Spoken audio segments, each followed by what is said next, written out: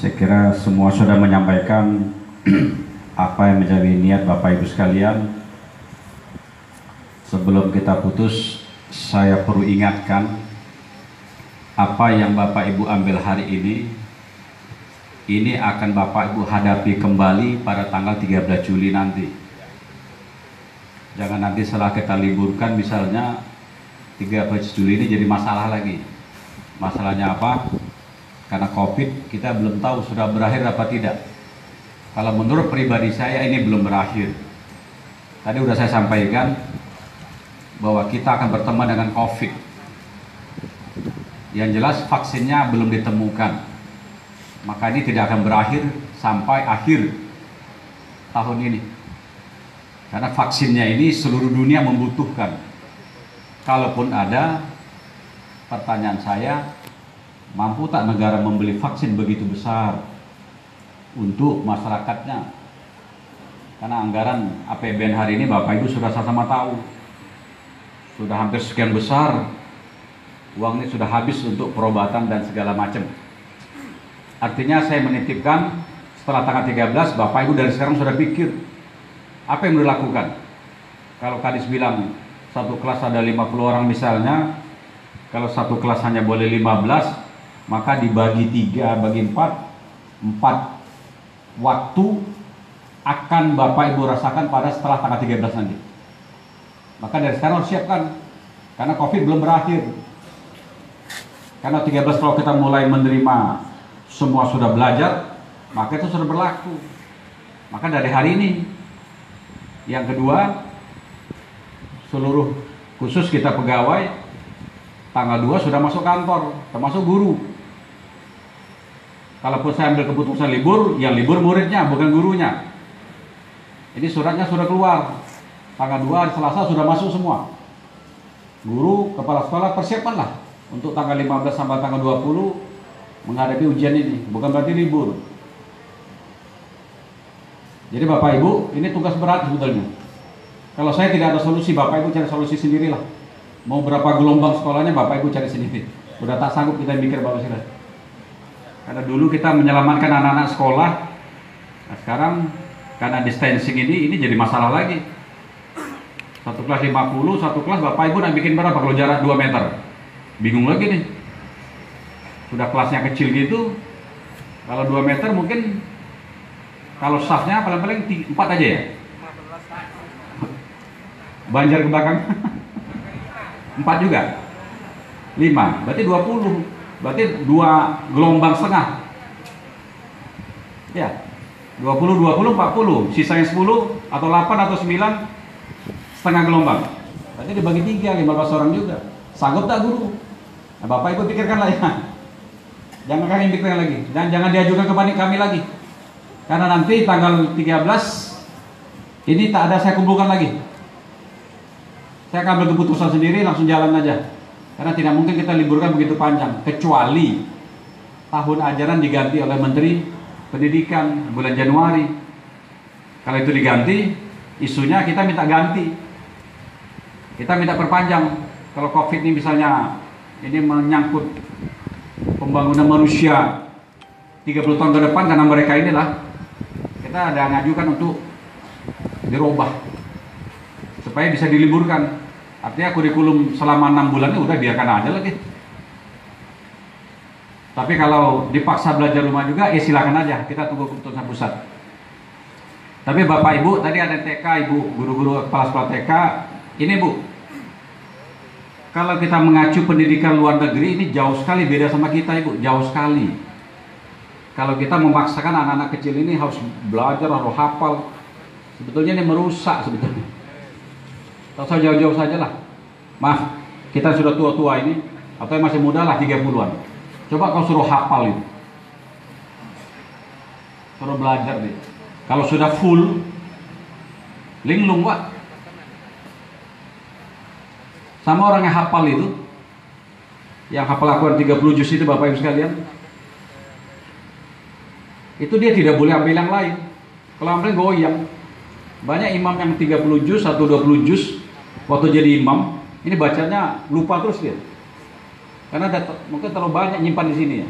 Kan terbatas. daya tampung otak kita ya.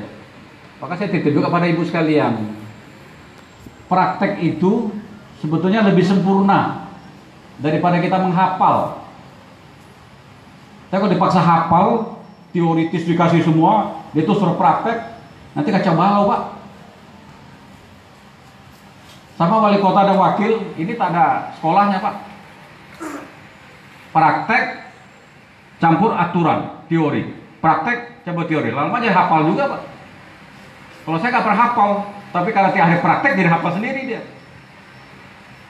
Kita lihat Singapura, anak-anak SD sampai kelas berapa dia tak ada belajar Pak. Hanya dibawa dikenalkan saja. Saya mau ke masjid, dibawa ke masjid. Agama apa dibawa aja dia. Dia tunjukkan ini, masuk ke ini, tunjukkan ini. Ini saya hanya sampaikan aja. Artinya, intinya Bapak Ibu, kalau SD ini misalnya pun belajar tidak full, tidak memenuhi kata Ibu tadi mana? Ibu ya? Tidak mau pun nggak apa-apa lah itu ya. Kan pernah kita alami juga. Sekolah ini kan ada yang pintar, ada yang bodoh. Biasanya yang bodoh jadi pemimpin Pak ya. Gitu ya. Yang pintar-pintar juga tak dari kepala sekolah gitu. Yang kepala sekolah biasa-biasa aja. Saya udah minta data psikotes semua ini. Jadi saya tahu rupanya yang biasa-biasa yang jadi orang semua ini. Yang luar biasa nggak jadi orang karena dia bisa di luar. Saya hanya cerita ini supaya Bapak Ibu kita tak usah terlalu khawatir itu sebetulnya. Udahlah jalan dia aja lah. Yang penting niat kita ingin anak-anak kita bagus semua. Tapi dalam bagus, saya mohon ini tidak dipaksa. Biarkan berjalan sendiri, karena semua kita pada dasarnya pinter Pak. Otak kita pada dasarnya pinter, tapi tidak semua digunakan. Tapi ada satu waktu nanti akan digunakan semua. Sisa daripada separuh ini tidak kita gunakan, termasuk mereka nakal-nakal. Tapi pada waktu nanti dia sudah menjadi pemimpin, ini akan digunakan dia, akan kembali dia. Tapi dia tidak punya ilmu, tapi otaknya pinter. Kalau sudah otak pinter, dia akan belajar sendiri, jalan sendiri nih Pak. Dan itu yang lebih berhasil. Kalau terlalu banyak teori tak jalan Pak. Sama menteri kita sekarang. Apa dia dari pendidikan? Apa pengalamannya selama ini? Tapi jadi menteri. Nah, tinggal kita selesaikan aja Bapak Ibu. Kita bukan cemooh, tapi saya menyampaikan ini contoh-contoh A, B, C, D, E, F, G. Ya Bapak, jadi karena sudah sepakat semua. Oh ya, saya menitip tadi ada Pak Arul bilang 10 sampai 20. Yang lebih ini lagi tadi ada yang bilang 20 sampai 30. Itulah tugas kepala sekolah. Saya sampaikan tidak semua orang tua punya ekonomi yang sempurna. Jangan dipaksa. Itulah tugas kita menjadi seorang pemimpin dan menjadi seorang umat. Sama saya hari ini Bapak Ibu sekalian, saya memimpin satu kota Batam. Tidak semua punya keuangan yang cukup. Dan saya tidak pernah maksa. Contoh tadi mengenai seragam. Karena terlalu banyak yang ngeluh ke saya, yang diminta sembako, ngeluh juga tentang masuk sekolah ini Bapak Ibu. Maka saya memikirkan yang menengah ke bawah. Kalau yang atas biar aja lah. Karena dia pasti punya kelebihan semua ini. Pasti dia akan ikut yang bawah ini. Maka yang bawah ini harus kita tampung sama Bapak Ibu sekalian. Kalau dia handphone pinjam orang tua pun kan Bapak Ibu juga yang melarang sebetulnya. Anak sekolah tak boleh bawa handphone. Maka orang tuanya tidak belikan handphone. Nah, pakai handphone Bapak aja. Pakai handphone Mak aja. Artinya ini yang Bapak Ibu harus tahu. Maka saya mohon tidak dipaksa, tapi bagaimana caranya dia bisa tuntaskan apa yang Bapak Ibu mau. Itulah kira-kira. Itulah kecerdasan Bapak Ibu menjadi seorang kepala sekolah. Ya Bapak Ibu. Jadi Pak Hendri nanti mungkin besok atau lusa rapat ke provinsi, sampaikan bahwa 15-20 tetap ujian di rumah saja. Ya gitu ya. Artinya murid tidak datang sekolah, ujian silakan Bapak Ibu yang atur.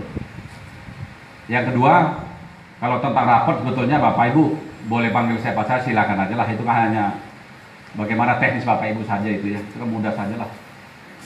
Yaitu tanggal 13 murid sementara sudah masuk semua.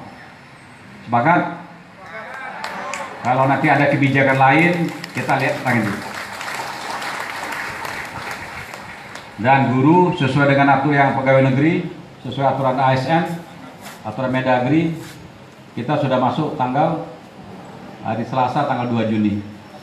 Tapi guru, saya mohon jadikan contoh, pakailah masker semua Bapak Ibu, kontrol, maaf, saya titip kamar mandi masing-masing sekolah.